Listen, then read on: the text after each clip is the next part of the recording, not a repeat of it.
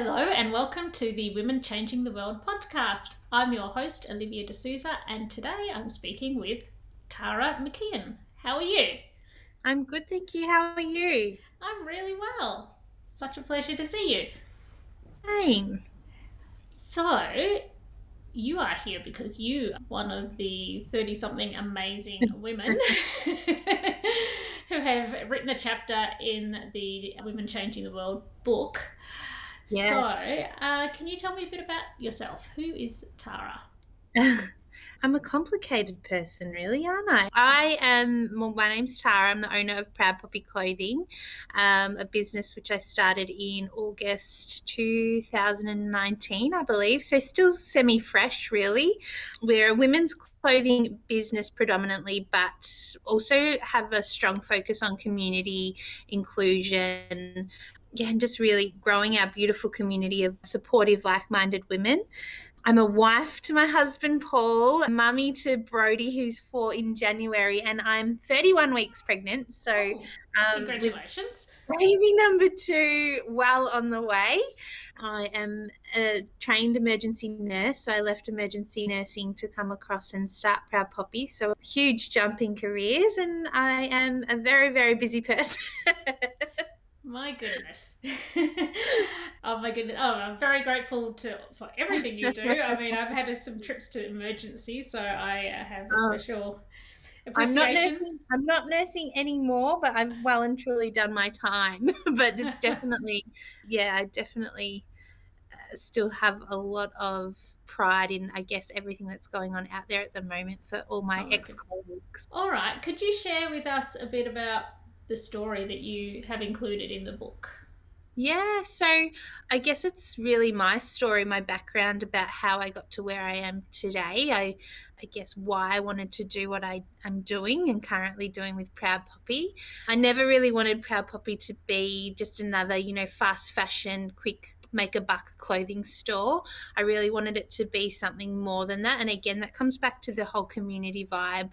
I never really felt welcomed by a lot of groups of females that I had in my life. And, for a number of things, I was quite overweight. I was over 140 kilos at one stage. And, even though I had great ideas, I just think that there's definitely a stigma and you don't get listened to as well as, a standard size woman. I just feel like my views, my ideas were not taken as seriously. So there was lots of different things, family issues, all those sorts of things. And I just really wanted to create a space where women, no matter your background, your size, your age, so many different things, disability, you could come and just feel welcomed and relate to each other through a passion of fashion.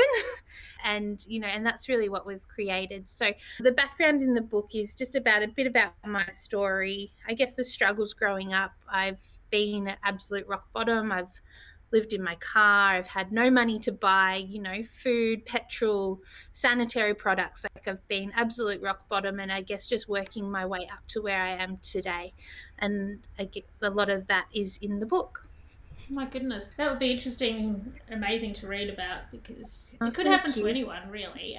Well, I think it happens to so many people, and I think that it's often something that people feel shame for, and they don't talk about that part of their lives. It's just like an Instagram reality out there. We talk about the good things, we talk about the positives, and but I think it's also really important to highlight sometimes life isn't all positive, but it's how we get through that and who we become as a result of that.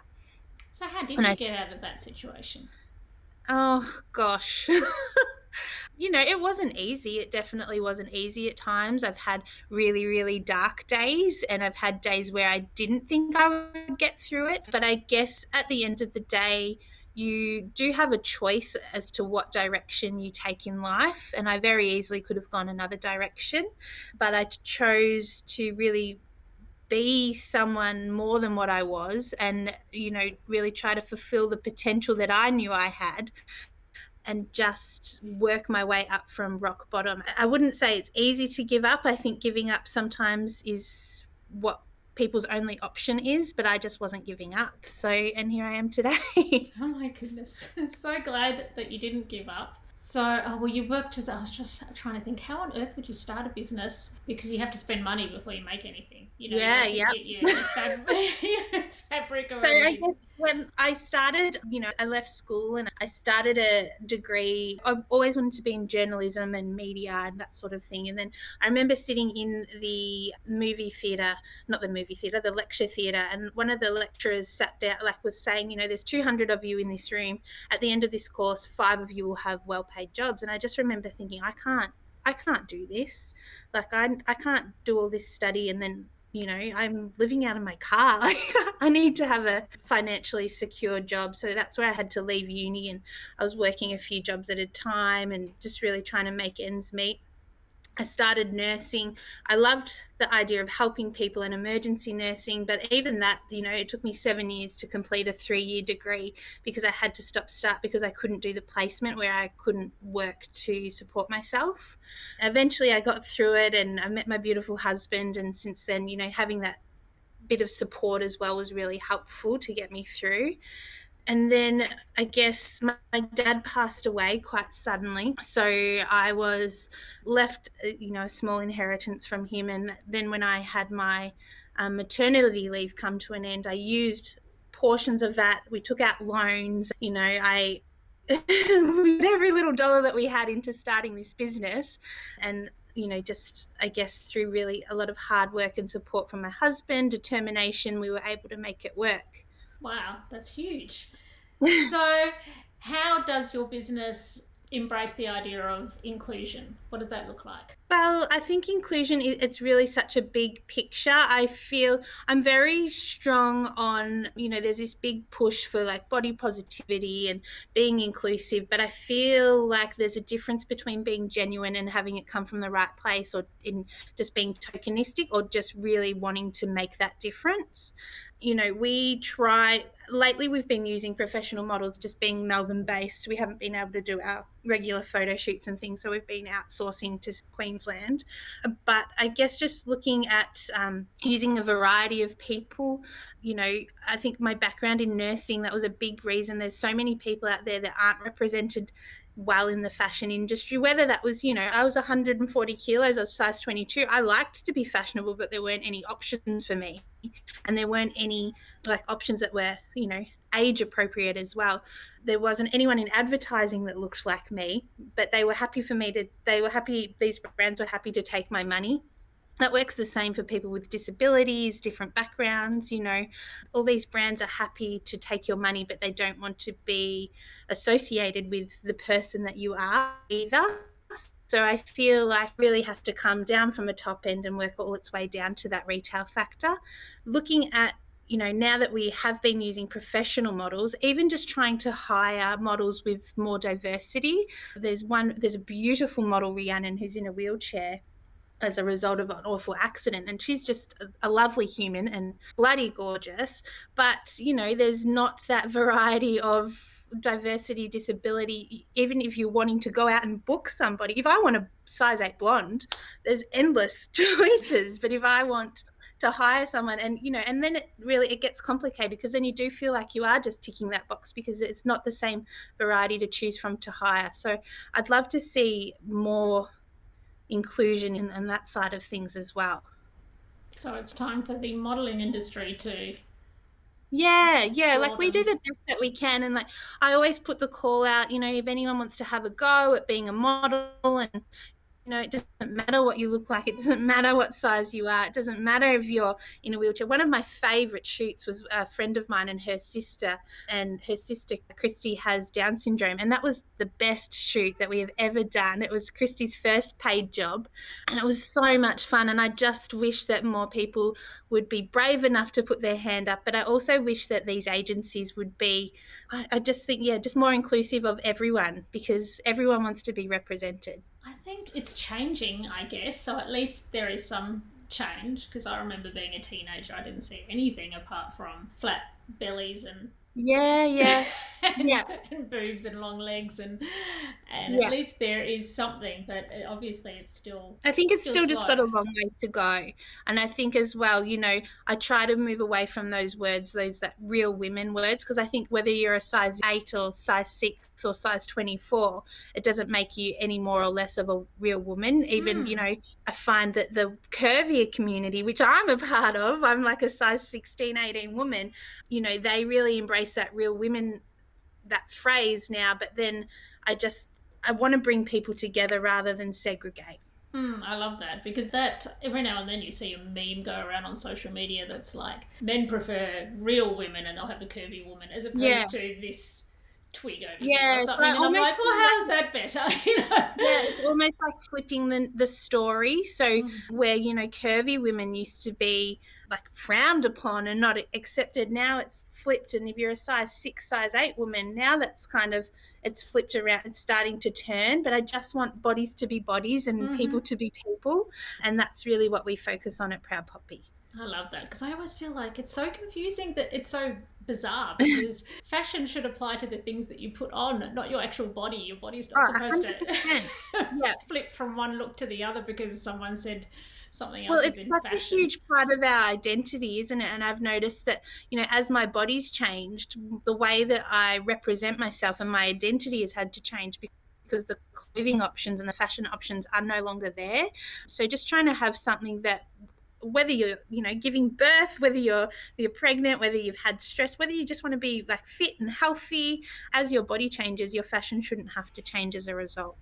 And I think when people go shopping, it can be depressing.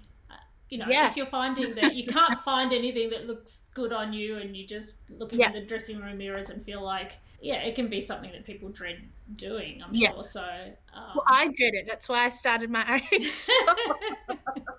I often, I don't have to shop anywhere else anymore, so I'm really lucky. But if we go on holiday or something, I'll say to my hubby, I'm going to go have a look at the shops. And it always ends with me having a little rant on social media about, I had some spending money. I had a night off, like an afternoon off from my son, and I was just ready to go have a shop, and I couldn't try one single thing on. And I get it. Like, I forget how frustrating it is, because I've got now this beautiful access to a clothing range which goes from size 6 to 24. But once I step back into that, standard retail world, I was like, oh, okay, I remember this shitty feeling. Now you remember why you're here, as in your business, that is. So what kind of clothes do you do? So a variety, of course it's seasonal. So winter, there's lots of jackets, jeans, all those sorts of things. My passion is dresses. I've always loved dresses. So beautiful, bright coloured dresses. We work a lot with Australian artist Casey Rainbow. She exclusively designs prints for us, which are always bright and fun. Yeah, just pieces that make people feel beautiful, comfortable, easy to wear. I never claim to be a stylist, but I just like things that are not complicated to wear, which make you feel stylish, that are easy options. And how do people buy? Is it an online situation, or how does it work? So we've got an online store. We ship globally. We've also got a bricks and mortar store in Doreen in Victoria. And what if there's someone listening who's in the situation you were in, maybe in their car, or maybe not in that place, but somewhere pretty dark, and they can't they can't see the light at the end of the tunnel? Yeah. What would my advice be to them? Is that? Yes. Or I think, there's one little quote that says, everything will be okay in the end. If it's not okay, then it's not the end. And I really I live by that in a way. It's so easy to put a full stop on things, but I think there's always options. There's always a way out. Sometimes those ways out, they're not easy. It's not an easy road. It takes hard work. It takes determination. It takes sacrifice. It takes changing, what you want then and there to happen. Maybe you have to put those things on the back burner and just focus on the bigger picture. But I definitely think there's always a way ahead and a way forward. It's just how we get there. It might not not just be that straight road, which we are all looking for. But sometimes those curves and those round, like, those bumps in the road, that's what really gives us that looking back, that's given me so much knowledge and has really created who I am today. And it's given me strength, because I know if I can come from there to where I am now, then really I'm unstoppable. So, like nothing could ever be as bad as where I've been, so I think just keep going, believe in yourself. And, when no one else will believe in you, just always make sure you believe in yourself. That's so important. So how does it make you feel now that you see that you are dressing other women in all sorts of shapes and sizes and different backgrounds and so forth? What do you see happening now?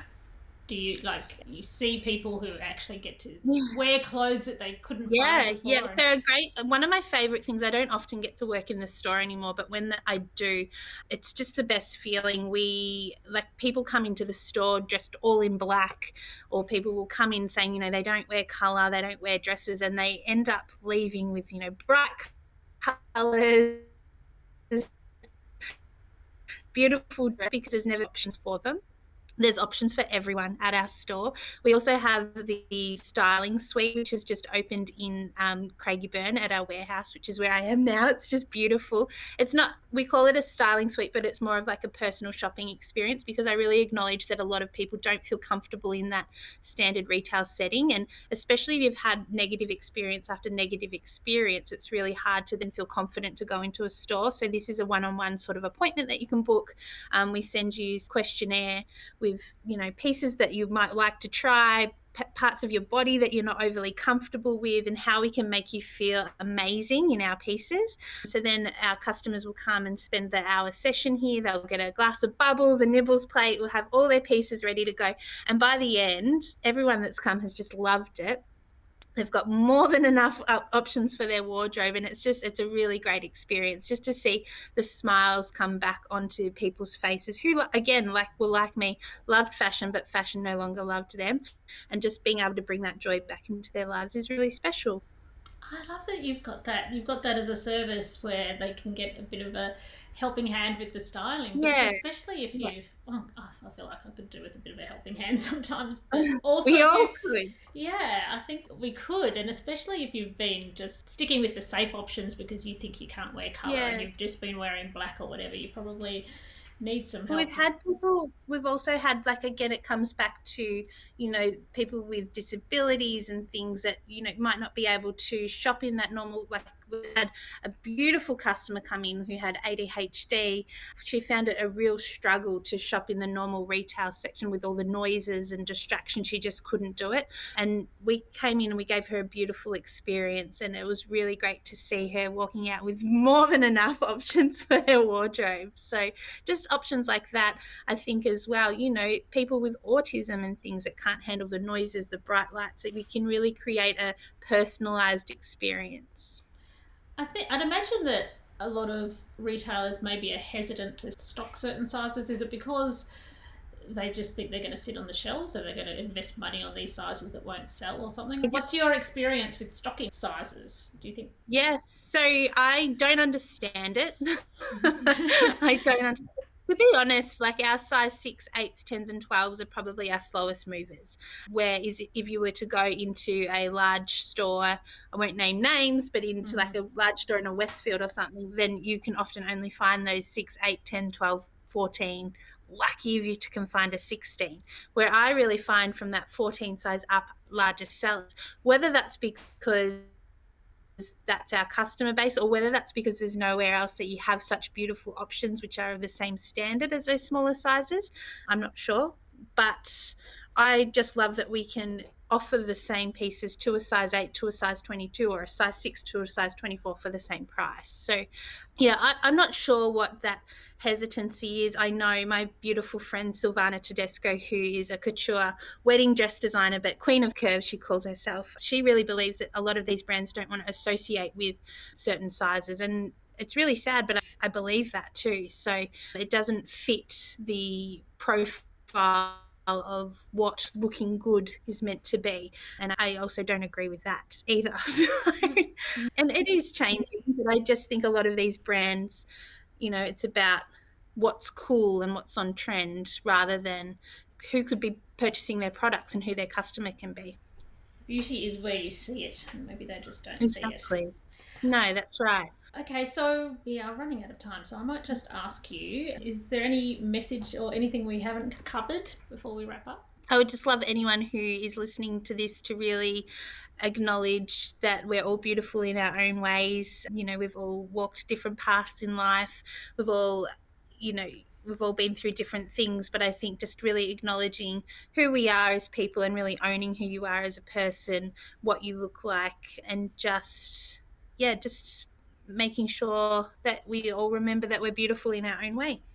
That's it. Love yourself. Love yourself. All right, so how can people find you? So we have our website, www.proudpoppyclothing.com.au. It is a long one. We also have our Instagram and Facebook. We've got a private Facebook community, Proud Poppy VIP community. And we've got so much stuff going on. We've got our store in Doreen in the Lorimer Estate, and we also have our Craigieburn Warehouse and Styling Suite. Wow, look how You'll find me in the book. Ah, yes, of course. Just get the book, people, and then you can work it all out from Get there. the book. We'll put in the show notes links to all of that stuff. And look how far you've come. Amazing. Thank you. So, well done. Thank you so much. It's been such a pleasure talking to you today. Lovely chatting to you too. Thank you so much. Thank you.